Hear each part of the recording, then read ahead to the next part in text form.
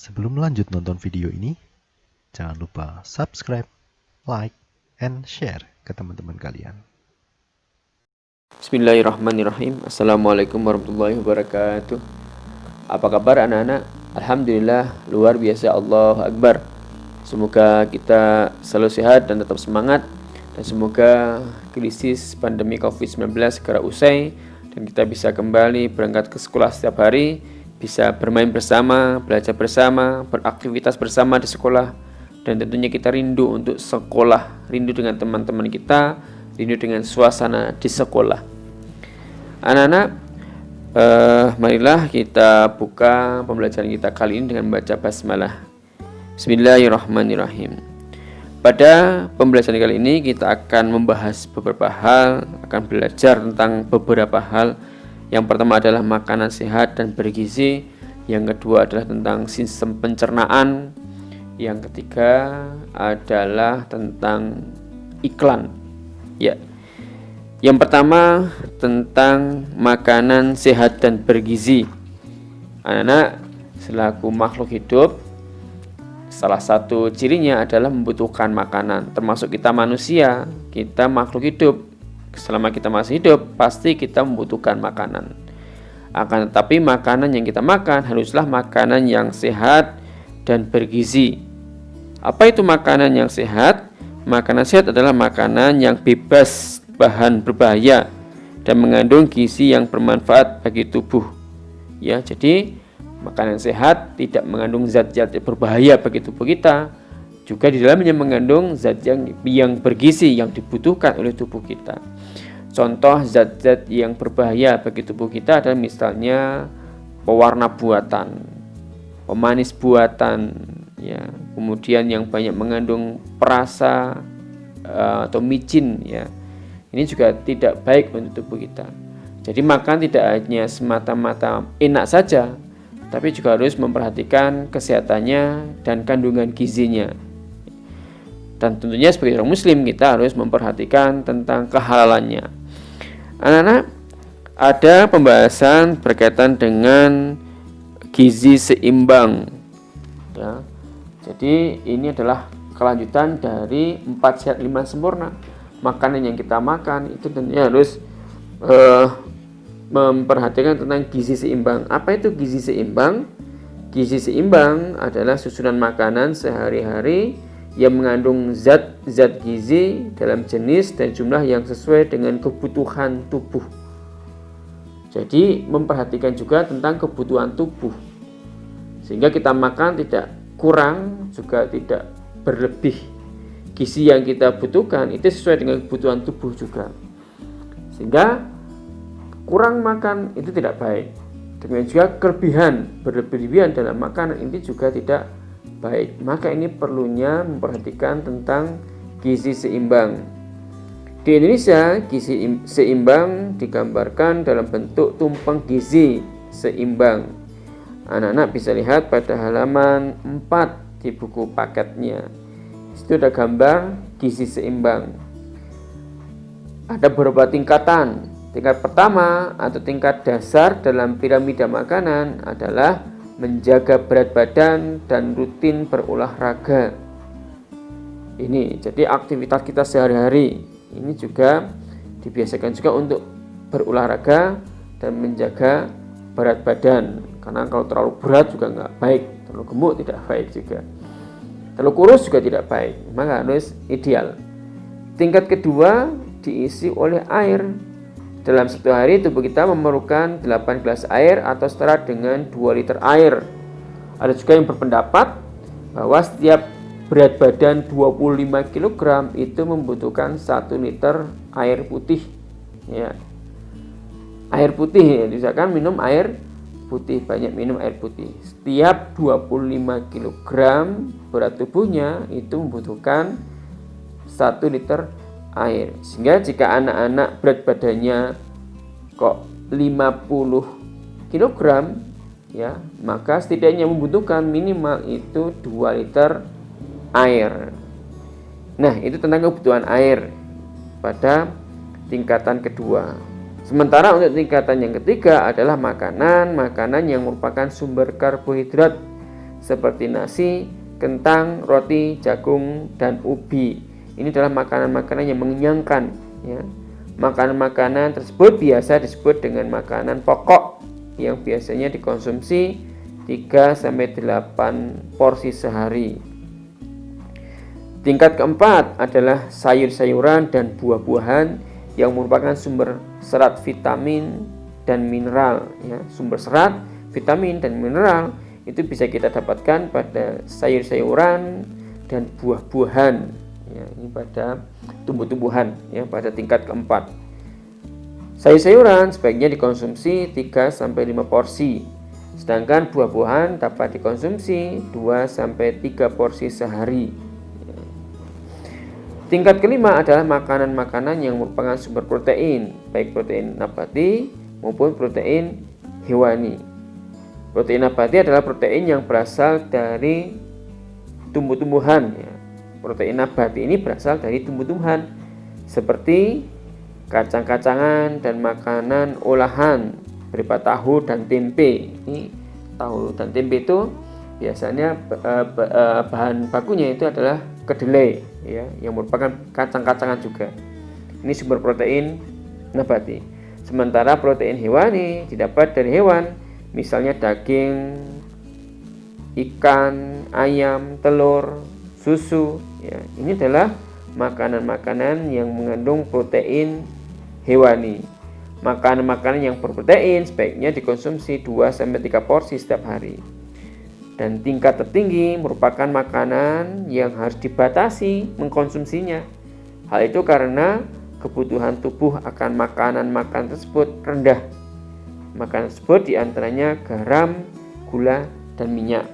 Nah, garam, gula, dan minyak ini adalah makanan yang kita harus mengendalikannya, tidak terlalu banyak mengkonsumsinya. Berdasarkan dari piramid gizi seimbang. Mengkonsumsi makanan dengan berpedoman pada tumpang gizi seimbang akan membuat tubuh kita sehat dan berat tubuh pun terjaga. Anak-anak, ini berkaitan dengan makanan sehat. Cuma kita sebagai manusia, akan tapi makhluk hidup berupa hewan juga makan, dan dia misalnya sapi, gitu ya. Sapi itu hanya makan rumput saja, tidak mengenal tentang piramida gizi seimbang, ya. Nah, maka pencernaannya pun juga terjadi perbedaan dengan manusia, ya. Baik, coba anak-anak buka buku paketnya pada halaman 8. Kita coba mengamati, kita belajar bersama tentang bagaimana hewan makan dan bagaimana sistem pencernaannya. Di situ ada sapi, ada burung, ada buaya. Kita tahu sapi, ya, dia punya gigi, ya kan? Kalau burung dia tidak punya gigi, punya paruh. Dan buaya dia pemakan daging, sapi pemakan rumput. Nah, bagaimana kita belajar tentang pencernaan dari 3 jenis hewan tersebut? Ya, yang pertama, sistem pencernaan makanan pada mamalia. Dicontohkan di sini adalah sapi, di mana saluran pencernaan pada sapi itu terdiri dari mulut, kerongkongan, lambung, usus halus, usus besar, dan anus. Perbedaan sistem pencernaan pada hewan pemamah biak dengan manusia adalah pada susunan dan fungsi gigi serta lambung. Hewan pemamah biak memiliki gigi seri dan gigi geraham. Jadi hewan pemamah biak termasuk sapi itu tidak memiliki gigi taring. Gigi seri berfungsi untuk menggigit makanan, sedangkan gigi geraham berfungsi untuk mengunyah makanan. Hewan pemamah biak memiliki lambung besar yang berfungsi untuk menyimpan makanan sementara. Lambung tersebut terbagi menjadi 4 bagian, yaitu perut besar atau rumen, perut jala, retikulum, perut kitab atau omasum, dan perut masam atau abomasum.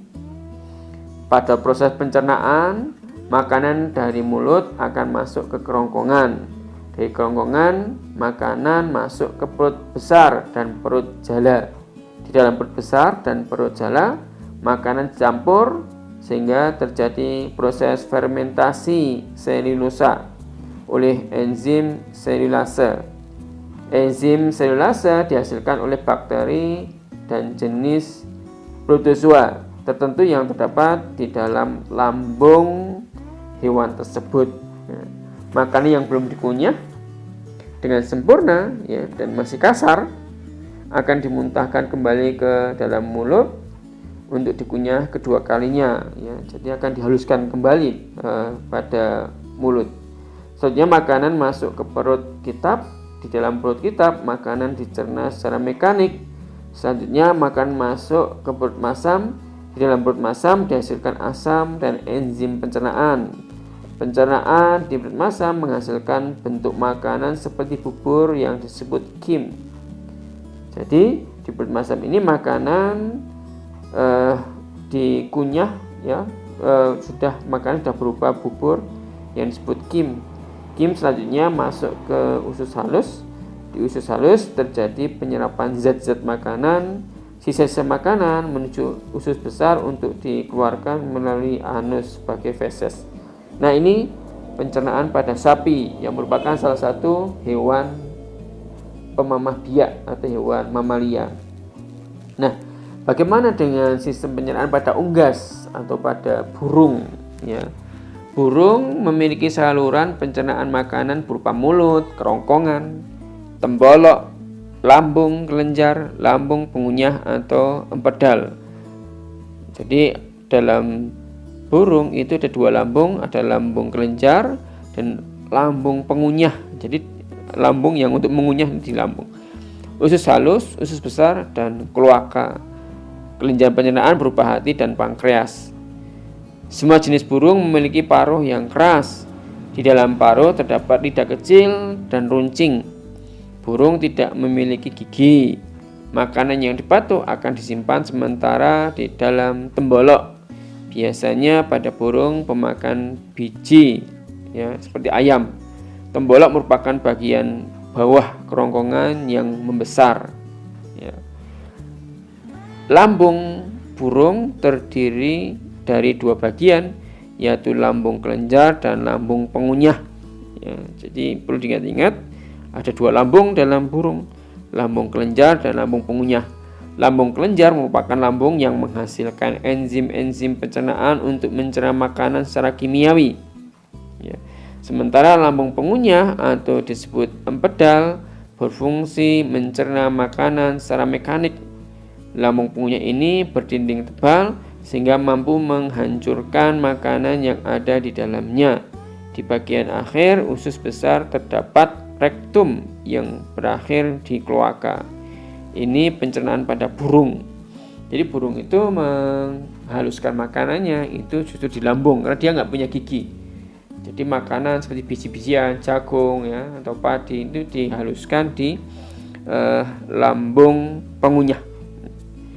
Bagaimana dengan sistem pencernaan makanan pada reptil? Ya. Di sini digambarkan, dicontohkan adalah buaya. Buaya adalah hewan pemakan daging atau karnivora. Ya. Secara garis besar, alat pencernaan pada reptil bentuknya memanjang sesuai dengan bentuk tubuhnya. Selain gigi, di dalam mulut reptil juga terdapat lidah yang berperan dalam membantu menangkap mangsa. Biawak, komodo, ya, kadal, apabila berjalan selalu menjulurkan lidahnya. Ini bertujuan untuk menangkap bau dengan ujung lidahnya ditempelkan pada langit-langit rongga mulutnya sehingga dapat menangkap bau. Di dalam rongga mulut juga terdapat kelenjar ludah yang menghasilkan lendir untuk membantu menelan mangsa. Saluran pencernaan reptil meliputi rongga mulut, kerongkongan, lambung, usus halus, usus besar, dan kloaka. Sementara itu, kelenjar pencernaan berupa hati, empedu, dan pankreas. Nah, ini adalah sistem pencernaan makanan pada reptil. Jadi ada beberapa perbedaan sistem pencernaan pada hewan jenis mamalia ya yang memakan tumbuh-tumbuhan seperti rumput ya juga pemakan biji-bijian seperti burung, ya, dan juga hewan karnivora, atau di sini contohkan hewan reptil seperti buaya. Anak-anak, berikutnya berkaitan dengan bagaimana sistem pencernaan pada manusia. Silakan anak-anak buka buku paketnya pada halaman 12. Dalam sistem pencernaan manusia itu ada beberapa organ sistem pencernaan. Yang pertama adalah rongga mulut, yang kedua kerongkongan, yang ketiga lambung, yang keempat usus halus, yang kelima usus besar, dan yang keenam adalah anus. Nah, selain dari 6 organ pencernaan tersebut, juga ada hati dan pankreas yang menghasilkan enzim. Jadi mari kita perhatikan, pada halaman 12 itu dijelaskan awal mula bahwa makanan itu berada di rongga mulut. Pertama-tama proses pencernaan terjadi dalam rongga mulut, di mulut kita, yang terdapat gigi, lidah, dan air liur. Di dalam mulut, proses pencernaan terjadi secara mekanik dan kimiawi. Jadi terjadi 2 proses pencernaan, yaitu pencernaan kimiawi dan pencernaan mekanik. Pencernaan mekanik adalah proses mengubah makanan menjadi lebih kecil dan lembut. Ya, pencernaan kimiawi adalah proses mengubah zat makanan yang kompleks menjadi lebih sederhana dengan enzim sehingga mudah diserap tubuh. Ya, jadi kalau mekanik di dalam mulut itu ketika kita mengunyah dengan gigi kita, itu adalah proses pencernaan secara mekanik. Sementara ketika makanan itu bercampur dengan air liur, dengan zat-zat kimiawi dalam mulut kita, maka di situ adalah pencernaan secara kimiawi. Secara mekanik, makanan dikunyah oleh gigi dan dibantu lidah agar terkunyah semuanya. Secara kimiawi, makanan tercampur dengan air liur yang mengandung enzim amilase. Jadi ketika makanan itu bercampur dengan enzim amilase dalam mulut kita, maka ini adalah pencernaan secara kimiawi. Sementara ketika kita mengunyah makanan agar lebih halus, ini adalah pencernaan secara mekanik. Dari rongga mulut kemudian masuk ke kerongkongan. B. Kerongkongan. Setelah dikunyah, makanan ditelan masuk ke kerongkongan. Di dalam kerongkongan, makanan didorong ke lambung oleh gerakan peristaltik. Ya, gerakan peristaltik adalah gerakan meremas dan mendorong pada dinding kerongkongan untuk menuju pada lambung. Yang C. Pencernaan di lambung. Di lambung, makanan melalui proses pencernaan mekanik dan kimiawi. Kembali, di lambung proses pencernaan itu terjadi 2 pencernaan, yaitu secara kimiawi dan mekanik. Secara mekanik, makanan akan dilumat oleh dinding lambung, ya, akan diremas-remas. Jadi gerakan lambung itu meremas-remas makanan. Sementara secara kimiawi, makanan akan dicerna oleh getah lambung. Getah lambung mengandung air, asam lambung, dan beberapa enzim, yaitu renin, pepsin, dan lipase. Jadi ini zat-zat yang kemudian melakukan pencernaan secara kimiawi pada lambung. Ya. Selain ada air, ada asam lambung, juga ada enzim di lambung, yaitu renin, pepsin, dan lipase. Kemudian berlanjut ke usus halus. Setelah makanan dicerna di lambung sekitar 3-4 jam, ya, jadi membutuhkan waktu yang cukup lama juga ya di lambung, 3-4 jam. Makanan akan masuk ke dalam usus halus. Di dalam usus halus terjadi pencernaan kimiawi dan penyerapan sari-sari makanan. Ya, ada pencernaan secara kimiawi dan penyerapan sari-sari makanan. Enzim yang berperan dihasilkan oleh pankreas. Selain itu terdapat juga empedu yang dihasilkan oleh hati dan ditampung di dalam kandung empedu. Jadi di usus halus terjadi penyerapan sari-sari makanan. Kemudian yang berikutnya pada usus besar, makanan yang tidak diserap di usus halus akan masuk ke dalam usus besar. Sisa makanan tersebut masih mengandung banyak air, sehingga air akan diserap kembali oleh usus besar. Di dalam usus besar terdapat bakteri Escherichia coli. Bakteri ini membantu dalam proses membusukkan sisa makanan menjadi feses. Selanjutnya feses akan dibuang melalui anus. Ya, usus besar ini kemudian sisa makanan akan menjadi feses dan akan dibuang melalui anus. Nah, itu anak-anak penjelasan terkait dengan sistem pencernaan pada manusia. Silakan nanti anak-anak bisa pelajari kembali, bisa dibaca lagi materi ini dan agar lebih paham. Berikutnya kita akan belajar tentang iklan. Pada halaman 15, anak-anak bisa buka buku paket pada halaman 15. Di situ ada contoh iklan. Ayo kita mengamati ya. Ada contoh iklan, di situ ada gambar iklan sepatu, di mana kata-katanya jual sepatu nyaman, melangkah menuju bintang dengan sepatu nyaman, sepatu sekolah bermutu dari nyaman, sepatu nyaman, enak dipakai, tahan lama, ringan dan murah. Ini adalah contoh iklan. Kalau kita amati bersama-sama dan coba kita kemudian menjawab dari pertanyaan di sampingnya. Yang satu, apa produk yang dipromosikan dalam iklan tersebut? Produknya berupa sepatu. Yang kedua, apa nama produk yang diiklankan atau mereknya ya? Adalah nyaman. Mereknya adalah sepatu nyaman. Apa tujuan pembuatan iklan itu? Ya, tujuannya agar orang tertarik untuk membeli dan memakai sepatu nyaman. Apa saja kata-kata dalam iklan yang dapat menarik orang untuk membeli? Kata-kata nyaman jadi melangkah menuju bintang dengan sepatu nyaman, sepatu sekolah bermutu dari nyaman, sepatu nyaman, enak dipakai, tahan lama, ringan dan murah. Ini kata-kata dalam iklan tersebut. Nah, itu adalah anak contoh iklan untuk menarik orang, menarik masyarakat agar memanfaatkannya, membeli dan memanfaatkannya. Nah, kita akan belajar tentang iklan. Dalam kehidupan sehari-hari kita sering menemui iklan, ya. Kalau kita nonton TV ada iklan. Kalau kita misalnya sedang main internet, di situ juga ada iklan juga. Jika berjalan-jalan di jalan raya, sepanjang jalan raya itu juga sering terdapat iklan. Ya. Nah, iklan dapat ditemukan dalam media cetak seperti majalah atau koran, dan dalam media elektronik seperti televisi atau radio, ataupun ditemui dalam bentuk media luar ruang seperti baliho atau spanduk. Ya.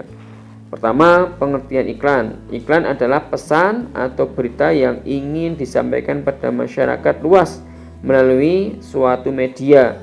Iklan dibuat sedemikian rupa agar menarik perhatian masyarakat. Iklan bertujuan untuk membujuk atau mengajak penerima informasi untuk melakukan hal yang ditawarkan dari pembuat iklan. B. Fungsi iklan. Iklan memiliki beberapa fungsi antara lain sebagai berikut. 1. Iklan komersil. Iklan komersil berfungsi untuk memperkenalkan suatu produk dan menarik perhatian masyarakat agar mengenali, membeli, hingga mengkonsumsi atau menggunakan produk yang diiklankan tersebut. Produk dapat berupa barang atau jasa.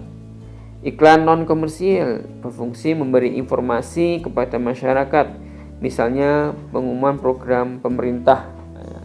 Jadi ada dua macam iklan, ada iklan komersial dan iklan non-komersial. C. Bahasa iklan. Agar dapat menarik perhatian masyarakat, iklan memiliki ciri-ciri bahasa sebagai berikut. 1. Pilihan kata singkat, padat, dan jelas. 3. Bahasa mudah dimengerti. Ya, 2. Bahasa mudah dimengerti. 3. Menarik. Biasanya ditampilkan juga gambar yang menarik ya, agar masyarakat tertarik untuk memahami, membaca dan memahami iklan tersebut. Baik anak-anak, demikianlah pembahasan kita kali ini. Kita telah belajar tentang makanan sehat dan bergizi, tentang pencernaan, juga tentang iklan. Semoga bisa dipahami, dan kami pesan tetap semangat ya, jangan lupa untuk selalu berdoa, senantiasa beribadah, sholat 5 waktu tepat waktu ya. Dan kemudian jangan lupa senantiasa membantu orang tua. Demikian, mari kita tutup dengan membaca hamdalah alhamdulillahirabbil alamin, dan berikutnya silakan nanti kalian kerjakan evaluasinya. Demikian dari Bapak Yu. Assalamualaikum warahmatullahi wabarakatuh.